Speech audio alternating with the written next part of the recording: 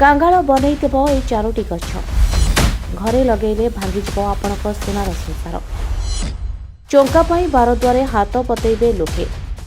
ନମସ୍କାର ଦର୍ଶକ ବନ୍ଧୁ, ସାଇ ଅନାଥ ଆଶ୍ରମ ଚ୍ୟାନେଲକୁ ସ୍ୱାଗତ।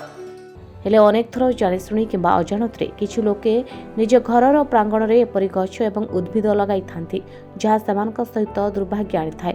ଆପଣଙ୍କ ଘରର ପ୍ରାଙ୍ଗଣରେ ଏହି ଗଛ ଏବଂ ଉଦ୍ଭିଦ ଲଗାଇବା ଆପଣଙ୍କ ଜୀବନରେ ବିପଦ ଆଣିପାରେ।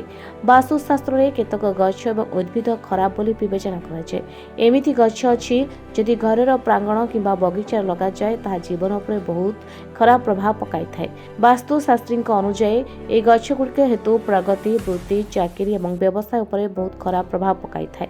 ଯଦି ଆପଣ ଘରେ ଏପରି ଗଛ ଲଗାଇଛନ୍ତି ତେବେ ଏହାକୁ ତୁରନ୍ତ ହଟାଇବା ଉଚିତ। ତେବେ ଆସନ୍ତୁ ଜାଣିବା ଏହି 3ଟି ଗଛ ବିଷୟରେ ଯାହାକୁ ଆଦୌ ଘର ବଗିଚାରେ ଲଗାଇବା ଉଚିତ ନୁହେଁ। ବବୁଲ ଗଛ। ବବୁଲ ଗଛ ଲଗାଇବା ଠାରୁ ଦୂରେ ରହିବା ଉଚିତ।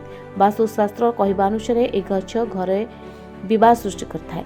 ଏହି ଗଛ ଲଗାଇବା ସର୍ବଦା ପରିବାର ସଦସ୍ୟଙ୍କ ମଧ୍ୟରେ ମତଭେଦ ସୃଷ୍ଟି ହୋଇଥାଏ। ବୃକ୍ଷରୋପଣ କରିବା ଦ୍ୱାରା ଘରର ପରିବେଶ ମଧ୍ୟ ଚାପଗ୍ରସ୍ତ ହୋଇଥାଏ। ତେନ୍ତୁଳି ଗଛ। ବାସ୍ତୁଶାସ୍ତ୍ରୀଙ୍କ ଅନୁଯାୟୀ ଘର ଭିତରେ ତେନ୍ତୁଳି ଗଛ ଲଗାଯିବା ଉଚିତ ନୁହେଁ।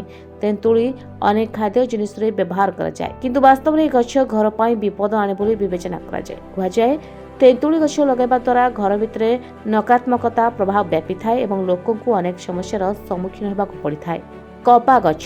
କପା ଗଛ ଦେଖିବାକୁ ବହୁତ ସୁନ୍ଦର, କିନ୍ତୁ ଏହା ସୌନ୍ଦର୍ଯ୍ୟର ବିଚାର କରିବା ଉଚିତ ନୁହେଁ। ବାସ୍ତୁଶାସ୍ତ୍ରରେ ଏହି ଗଛ ଖରାପ ବୋଲି ବିବେଚନା କରାଯାଏ। କୁହାଯାଏ ଘରେ କପା ଗଛ ଲଗାଇବା ଆପଣଙ୍କ ପ୍ରଗତିରେ ବାଧା ସୃଷ୍ଟି କରିପାରେ। ଏହା ସହିତ ଆପଣଙ୍କର ଋଣ ମଧ୍ୟ ବୃଦ୍ଧି ହୋଇପାରେ। ଅରଖ ଗଛ। ବାସ୍ତୁଶାସ୍ତ୍ର ଅନୁଯାୟୀ ଘର ଭିତରେ ଅରଖ ଗଛ ଲଗାଇବା ଠିକ୍ ନୁହେଁ। ଅରଖ ଗଛର କ୍ଷୀର ବାହାରିଥାଏ, ଯେଉଁ କାରଣରୁ ଘରେ ଟେନସନର ପରିବେଶ ବଢ଼ିଥାଏ ଏବଂ ପରିବାରରେ କୌଣସି କାରଣ ନଥାଇ ସର୍ବଦା ମତଭେଦ ଦେଖାଯାଏ। ତେଣୁ ଭୁଲରେ ମଧ୍ୟ ଘର ଭିତରେ ଅରଖ ଗଛ ଲଗାନ୍ତୁ ନାହିଁ। Bureau report, Odisha 9 TV. ତମେ ପୁଅକୁ ନେଇକି ବାବାଙ୍କ ପାଖକୁ ଆସିଲା ପରେ ଆପଣଙ୍କର କ'ଣ ପରିବର୍ତ୍ତନ ହେଇଛି? ପୁଅର ଯେଉଁ ଗୋଡ଼ ହାତ ଫାଟୁଥିଲା ତାର ବି କ'ଣ ପରିବର୍ତ୍ତନ ହେଇଛି? ହଁ ଆଜ୍ଞା, ମୁଁ ଏମିତି ଜଣେ ସାଙ୍ଗ ପିଲାଙ୍କଠୁ ଶୁଣିକି ଆପଣଙ୍କ ପାଖକୁ ଆସିଲି, କିନ୍ତୁ ଆସିଲା ପରେ ମୋ ପୁଅ ଦୀର୍ଘ 7 ବର୍ଷ ହେଲା ଯେଉଁ କଷ୍ଟଟା ଭୋଗୁଥିଲା, ମୋର ହୃଦବୋଧ ହେଉଛି ସେ 7 ଦିନରେ ଗଲା ଭଳିଆ ଲାଗିଲା। ତେଣୁକରି ବହୁତ ସଲ୍ଭ ହୋଇଯାଇଛି। ଏଥିପାଇଁ ବାବାଙ୍କୁ କୋଟି କୋଟି ପ୍ରଣାମ, ଆଉ ମହାବୀର ପଞ୍ଚମୁଖୀ ମହାବୀର ହନୁମାନଙ୍କୁ ମୋ ସ୍ୱାମୀ ଯାହା କହିଲେ ମୁଁ ବି ସେୟା ଖାଇବାକୁ ଚାହୁଁଛି। ତଥାପି ମୋର ଅଲଗା ଅନୁଭୂତି। ବାବା କହିଲେ ମେଡ଼ିଟେସନ୍ କରିବା ପାଇଁ। ଆମେ 4 ଥର ମେଡ଼ିଟେସନ୍ କଲା ପରେ କାଲି କରିଛୁ ମେଡ଼ିଟେସନ୍। ମୋ ପୁଅକୁ ନିଜେ ମହାବୀର ଆସିକି ତାକୁ ଛୁଇଁଛନ୍ତି, ପେଟକୁ ଦେବି ଦେଇଛି। ଆଉ ମୁଁ ଯେତିକି କଷ୍ଟ ପାଇଛି ଯେ ମୋ ପୁଅ ଏମିତି ହେଇଛି, କିନ୍ତୁ ବର୍ତ୍ତମାନ ଅନୁଭବ କରୁଛି ମୋ ପୁଅ ଭବିଷ୍ୟତରେ ସମ୍ପୂର୍ଣ୍ଣ ଭଲ ହେଇଛି।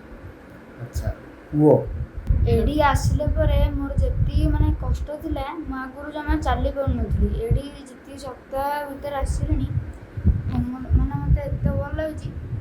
ମୁଁ ଏବେ ଚାଲି ପାରୁଛି, ବୁଲି ପାରୁଛି, ଖେଳି ପାରୁଛି, ସବୁ ଭଲ ଲାଗୁଛି। ଆଗରୁ ମୁଁ କିଛି କରିପାରୁନି।